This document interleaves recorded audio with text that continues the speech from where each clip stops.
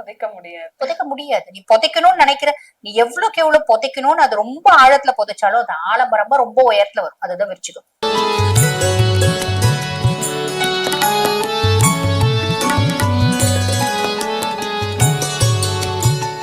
One to one பக்தி நேயர்களுக்கு வணக்கம். நான் கலைப்பிரியா பழனி. இன்னைக்கு நம்ம கூட யாரு இருக்காங்க அப்படின்னா டாக்டர் தீபா அருளாளன் மேம் தான் இருக்காங்க. வணக்கம் மேம். வணக்கம்.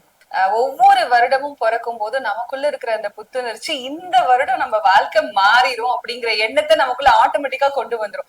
மாறுதோ இல்லையோ, ஆனா அந்த எண்ணங்கள் எங்களை மாத்தி கொண்டு போகும் அப்படின்னு நம்ப ஆரம்பிச்சிருவோம். தமிழ் புத்தாண்டு 2026 வரப்போது. இந்த தமிழ் புத்தாண்டு நம்மளோட மக்களுக்கு எப்படி இருக்கு மேம்? எல்லா ராசி மக்களுக்குமே உண்மையா சொல்லணும் அப்படின்னம்மா எல்லா ராசிக்குமே நல்லா இருக்கக்கூடிய காலகட்டம் அப்படின்னு தான் சொல்லணும். எதனால இப்படி சொல்றாங்க? நிறைய பேர் நம்ம இப்படி சொல்லணும்னு வச்சுக்கோங்களேன், இந்த அம்மா சும்மாவே சொல்றாங்க. இல்லம்மா, இப்ப நிறைய வந்து பாத்தீங்கன்னா தமிழ்ல ரொம்ப பிரபலமா யூஸ் பண்ணக்கூடிய வார்த்தை என்ன அப்படின்னா உருட்டு அப்படின்றது. அந்த உருட்டு அப்படின்னா சும்மாவே சொல்றாங்க அப்படின்ற அர்த்தமாட்டம் இருக்கு. ஆனா சும்மாவே சொல்றோமா? கிடையாதுமா. நாங்க பிளானட்டரி பொசிஷன்ஸ வச்சு சொல்றோம். கிரகங்கள் எந்த பாவத்துல இருக்காங்க, அதனால என்ன பலன்கள் அப்படின்றத நான் சொல்லுவேன். அப்ப என் வீடியோ கீழே அந்த உருட்டுன்ற வார்த்தை போட வேண்டாம். பெரும்பாலும் வர்றது இல்ல. அக்கேஷனலி ஒரு 50 வீடியோ ஒரு வார்த்தை வரும். 50 வீடியோக்கு ஒரு வார்த்தை வரும். அந்த வார்த்தை வராம இருக்கணும் அப்படின்னு தான் வந்து பாத்தீங்கன்னா நாங்க வந்து வீடியோஸே கொடுக்குறோம். அப்ப எந்த ஆஸ்பெக்ட்ல எல்லா ராசிக்கும் நல்லா இருக்கும் அப்படின்னு சொல்றோம்னா, 1/6/2026 குரு பயிற்சி நடக்க போகுது. குரு வந்து உச்சம் பெற்று மிதுனத்துல இருந்து கடகத்துக்கு வந்து உட்கார போறாரு.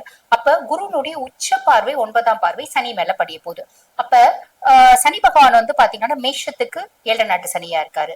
அதே மாதிரி பாத்தீங்கன்னா சிம்மத்துக்கு அஷ்டம சனியா இருக்காரு. நம்ம வந்து பாத்தீங்கன்னா கன்னிக்கு கண்டக சனியா இருக்காரு. அதே மாதிரி வந்து பாத்தீங்கன்னா கும்பத்துக்கு தனுசுக்கு அர்த்தாஷ்டம சனியா இருக்காரு. கும்பத்துக்கு பாத சனியா இருக்காரு. மீனத்துக்கு ஜென்ம சனியா இருக்காரு. இவங்களுக்கு எல்லாம் சனி வந்து கொஞ்சம் கேம் ஆடுறாரு. கொஞ்சம் அவங்களோட வாழ்க்கையில வந்து பல இன்னல்களையும் இடையூறுகளையும் கொடுக்குறாரு. கண்டிப்பா கொடுக்குறாரு.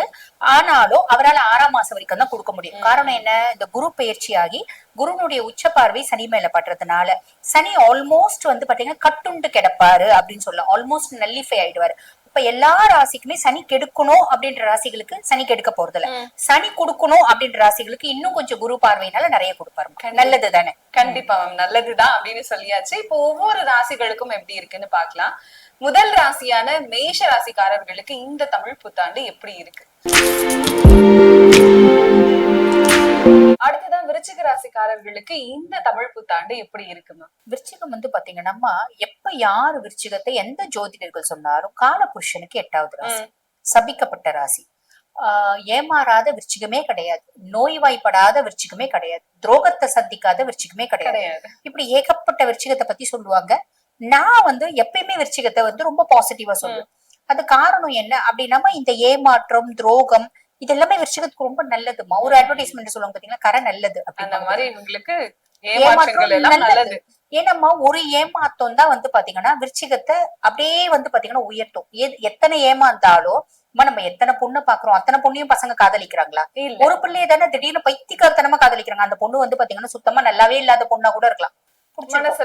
மனசெலவுல புடிச்சிருக்கு, ஏதோ ஒரு விட்ட குறை தோட்ட குறைலாம். அந்த மாதிரி எத்தனை ஏமாந்தாலும் ஒரு ஏமாற்றம் வந்து பாத்தீங்கன்னா நடுமண்டையில நச்சு நடிச்ச மாதிரி இருக்கும். அந்த ஏமாற்றத்துலதான் இவங்க ஆளாவாங்களே அப்படின்னு சொல்லலாம். பொதுவா விருச்சிகத்தை நம்மளால புதைக்க முடியாதுமா, விதைக்கதான் முடியும்.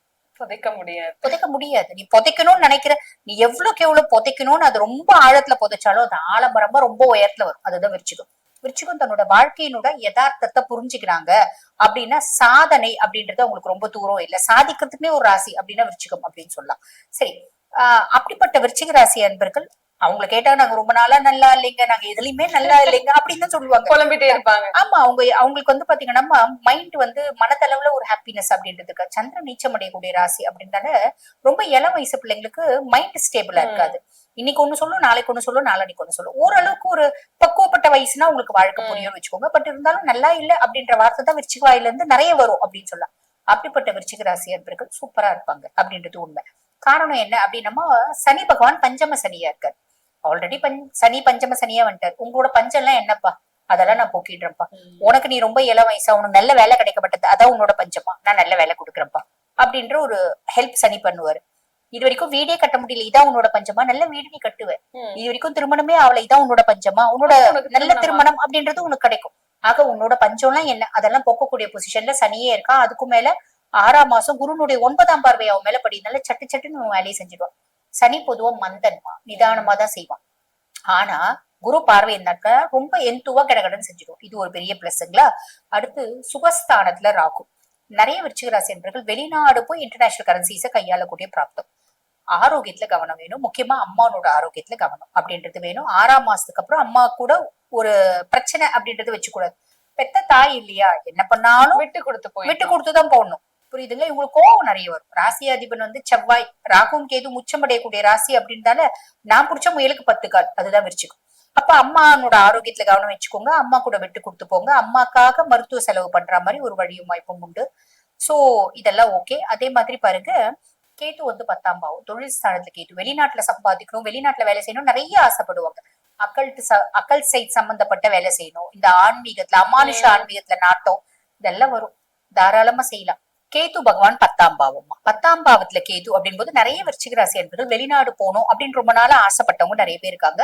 அவங்க வெளிநாடு போய் வேலை அமையறதுக்கான வழியும் வாய்ப்பும் உண்டு. ஆனா அங்க போன பின்னாடி என்னடா இங்க இருக்கவங்க எல்லாரும் ரோபோ மாதிரி, மிஷின் மாதிரி, கம்ப்யூட்டர் மாதிரி வேலை செஞ்சுட்டே இருக்காங்களே, பெருசா யாரும் அந்யோன்யமா பழக மாட்டேன்றாங்களே அப்படின்ற ஒரு எண்ணம் தோணும். நம்ம வேலை செய்ய போனோம், மாட்ட மேய்ச்சமா கோல போட்டமா வந்துட்டே இருக்கணும். அதே மாதிரி பாத்தீங்கன்னா நம்ம வேலை செய்யற இடத்துல ஒரு குட்டி குட்டி ஒரு விதமான கான்பிடன்ஸ் அப்படின்றது ஏற்படும். இது கான்பிடன்ஸ் இல்லாத இடம் எதுவுமே இல்லம்மா. சோ இது வந்து யதார்த்தம் அப்படின்ற மாதிரி நம்ம வந்து பாத்தீங்கன்னா இதை ஓவர் கம் பண்ணின்னு வந்துடணும். அதுக்கப்புறம் 6ஆம் மாசத்துக்கு மேல குரு பகவான் வந்து பாத்தீங்கன்னா 9ஆம் பாவம் பாக்கியஸ்தானத்துல போறார். ஆக குரு வந்து பாத்தீங்கன்னா ஒரு அதிர்ஷ்ட ஸ்தானத்துல பாக்கியஸ்தானத்துல இருக்காரு அப்படின் போது நிறைய விருச்சிக ராசி என்பர்கள் இப்ப MBBS இங்க முடிச்சுட்டு இருப்பாங்க பிள்ளைங்க, MD கிடைக்கல அப்படின்னு யோசிச்சுட்டு இருப்பாங்க. 3 வருஷமா நீட் எழுதுறங்க, 4 வருஷமா நீட் எழுதுறேன் கிடைக்கல அப்படின்னு சொல்ற பிள்ளைங்களுக்கு நிறைய பேருக்கு அந்த ஹையர் எஜுகேஷன் கிடைக்கிறதுக்கான பிராப்தம் வாய்ப்பு உண்டு. அதே மாதிரி பாத்தீங்கன்னா வெளிநாடு போய் ஹையர் எஜுகேஷன் படிக்கிறதுக்கான பிராப்தம். அப்பானுடைய மதிப்பும் மரியாதையும் சமுதாயத்துல அதிகமாகும் அப்படின்றது உண்மை. அப்பாக்கும் இவங்களுக்குமான உறவுமுறை நல்லா இருக்கும். நிறைய ஆன்மீகம் சார்ந்த சுற்றுலா, இங்கே இருந்து நான் பத்துமலை முருகனை போய் பார்க்கணும், நிறைய பேருக்கு அந்த ஒரு ஆசை இருந்துச்சு இல்லம்மா, இருக்கும். ஆமா, பண்ணிட்டு வரலாம். இங்க இருந்து கதிர்காம முருகனை போய் பார்க்கணும் அப்படின்லாம் ஆசைப்படுறவங்க இந்த காலகட்டத்துல அந்த மாதிரி பிராப்தம் அப்படின்றதுல இயற்கையாவே அமையுமா. கண்டிப்பா. இப்ப இப்படி இருக்கக்கூடிய விருச்சிக ராசிக்காரர்கள் நீங்க சொன்ன மாதிரி நிறைய எண்ணங்கள் அடிக்கடி தோண ஆரம்பிக்கும். அவங்க வெளிநாட்டுக்கு போறதுக்கான வாய்ப்புகள் கூட நிறைய கிடைக்கும்னு சொல்லியிருக்கீங்க. இவங்க இந்த காலகட்டத்துல என்ன மாதிரியான கடவுள் வழிபாடு, பூஜைகள், பரிகாரங்கள் எல்லாம் செஞ்சா கொஞ்சம் வாழ்க்கை சிறப்பா இருக்கும்? பொதுவாவே இவங்க விருச்சிகத்துல பிறந்துட்டாங்க அப்படின்னாலே இவங்க சுய ஜாதகத்துல செவ்வாய் நல்லா இருந்தாலும் சரி, நல்லா இல்லைன்னாலும் சரி, முருகப்பெருமானோட காலை பிடிக்கிறாங்க அப்படின்னா இவங்களோட முன்னேற்றம் அப்படின்றது கண்டிப்பா இருக்குமா. வாழ்க்கை மேல மேல மேல மேல உயர்த்துட்டே போவோம் அப்படின்னு சொல்லலாம். அதே மாதிரி வந்து பாத்தீங்கன்னா இவங்களுக்கு சந்திரன் நீச்சம் அடையக்கூடிய ராசி அப்படின்றதுனால டிஃபால்ட்டா இவங்க என்ன பண்ணணும் அப்படின்னா இந்த அம்பிகை வழிபாடு அப்படின்றது பண்ணலாம்.